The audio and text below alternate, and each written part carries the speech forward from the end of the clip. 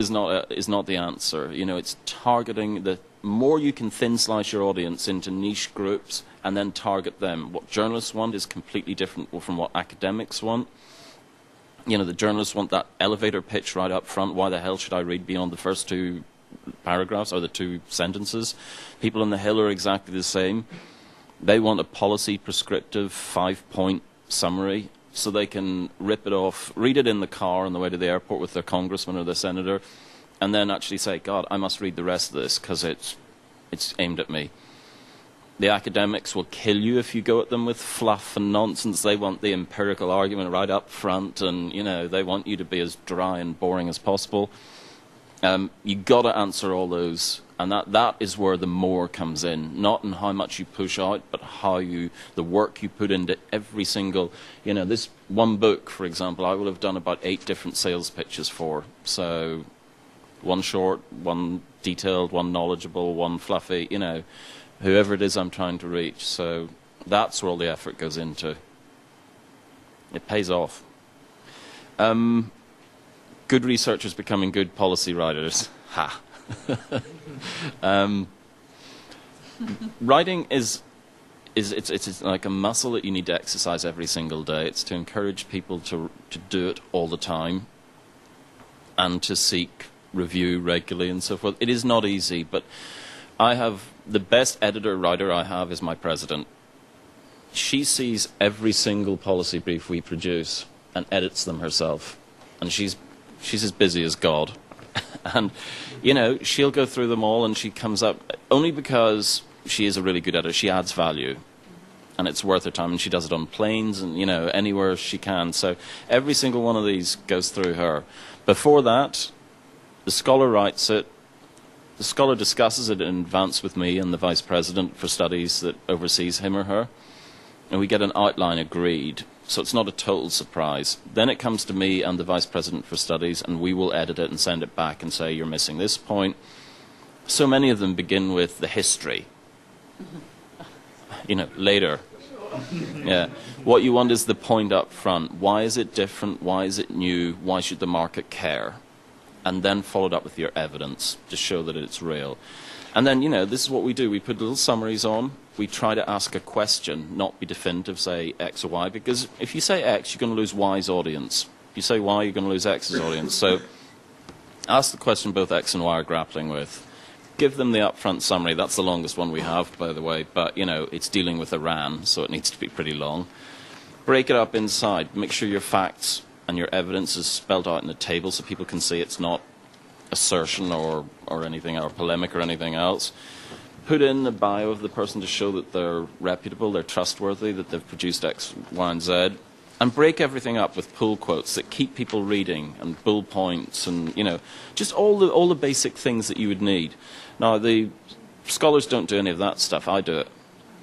Yeah, because I'll read through it and I'll say, this is worth getting to the end of, but my busy person's not going to get to the end of it unless I do all of these things for them.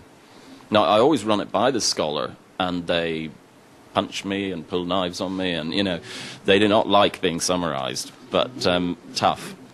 And you know what? At the end of the day, by the end of the process, we're like cats and dogs. They hate me, I hate them. Then it comes out, and they get emails, and they get phone calls, and they get people saying this is brilliant, or a newspaper saying, I want to print it, and they become your friend again. And so the cycle starts all over again. It's painful, but at the end of the day, it's worth it. Operating in countries where we're not based. When Russia-Georgia happened, for example, you know, we had in as quickly as we could the former Speaker of the Georgian Parliament, who you I'm sure know well, flew to Washington and gave a presentation, and we did a big event, and we did the video and audio and transcript and pushed those out.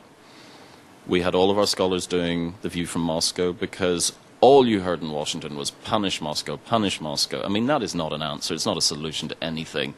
And we were trying to get across how Russia perceived the problem, how intelligent people perceived the problem, and why punishment would not be a productive way forward. It would just be more tit for tat and so forth. We brought them to Europe as well.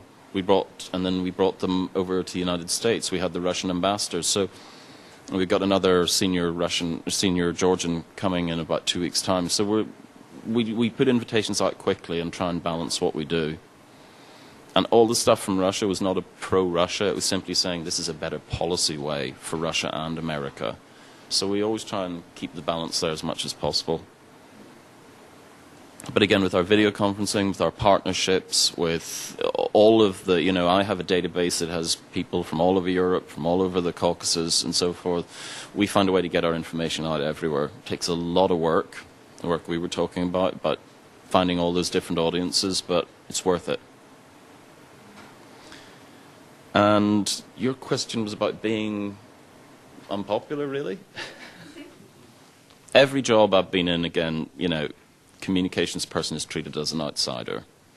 You're not part of the research staff or part of the political staff, but you're also not part of the media, but they treat you as if you are. If we tell them, they're going to leak it, and you just got to build trust.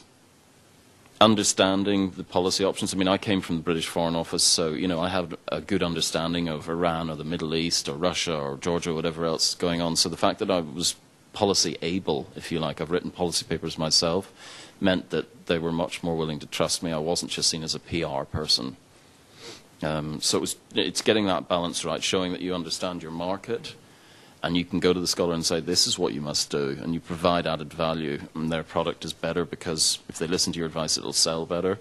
But also you understand their policy need to have the full empirical data laid out and the full policy prescription and the history and everything else. So it's building that mutual respect.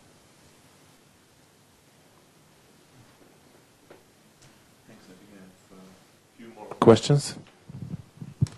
Hello, my name is Ivan Kun. I'm from Conservative Institute from Slovakia. Your job is to sell your organization to media, but have you ever refused comment to media, and for what reasons?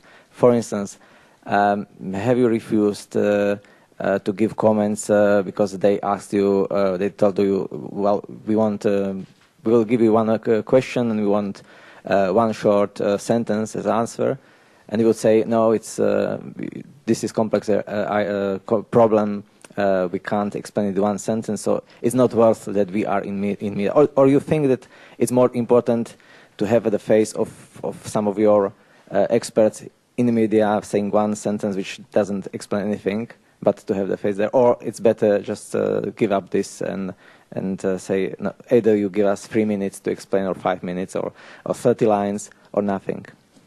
Well, I do very little. You're talking about my past lives when I worked for the Foreign Office or number 10 Downing Street or whatever else that, of course I would get that day in, day out. Every second of my life was being abused by the media for not answering questions properly. I don't do that in this job. My job tends to be more strategic and more about all the various audiences we should be reaching. If the media call up wanting a view, they don't like our view in Iran, the conservative media say, you shouldn't want to talk to Iran, I'll put the scholar up and push them out. It's their job to explain their work. We don't take institutional positions. The closest we came to an institutional position was over the Iraq war, simply because we all agreed. But on various issues, it's the views of the scholar. And our institutional reputation comes from an amalgam of all of our scholars' work and our history. But we don't say, you must answer it in this way. So it's up to the scholar how they go out and answer it.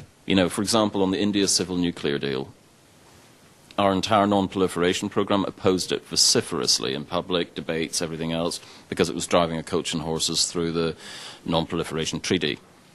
Ashley Tellis, one of our scholars, basically wrote and pushed the whole deal through in Delhi and in Washington. So, we had two components of our body of work, our scholarly work, completely at odd ends with each other. But, we didn't intervene.